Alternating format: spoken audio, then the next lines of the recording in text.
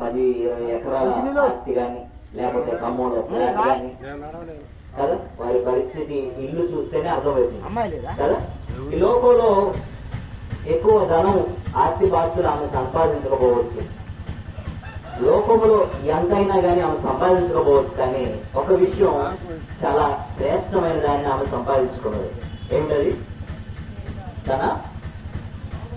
తన ఆత్మకు రక్షణ, ప్రాణాన్ని ఆమె సంపాదించుకుంది, తన ఆత్మను ఆమె కాపాడుకున్నది.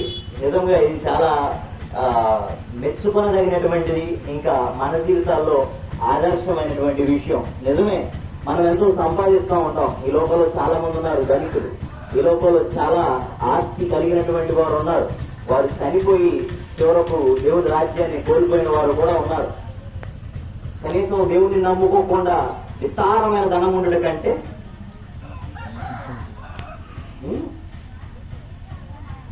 సరే వినండి, విస్తారమైన ధనాన్ని సంపాదించుకుని నిజముగా దేవుని శ్రేష్టమైనటువంటి రాజ్యాన్ని నెమ్మది లేకుండా విస్తారమైన ధనం ఉండడం కంటే, నిజమే కొంతమంది జీవితాల్లో ఎంతో ధనం ఉంటుంది కానీ వారి జీవితాల్లో నెమ్మది ఉండదు. వారి యొక్క జీవిత విధానాల ద్వారా వారికి వచ్చే ఫలితం నెమ్మది లేని స్థలమే. ఆ పదం చాలా బాగుంది కదా, నెమ్మది లేకుండా విస్తారమైన ధనం ఉండడం కంటే అనేది కదా. ఒక 2 వ్యక్తులు నేను చూపిస్తాను. ఆ 2 వ్యక్తులు చనిపోయారు. సరే కూర్చోండి అమ్మా, కొద్దిగా కుర్చీలు లేని వారికి ఇచ్చేసేయండి. కుర్చీలు ఏర్పాటు చేయడం. ఇచ్చిన 5-10 నిమిషాల్లో 2-3 నిమిషాలు మీరే తీసుకోకండి దయచేసి. కొన్ని వాస్తవాలు మనం మాట్లాడదాం.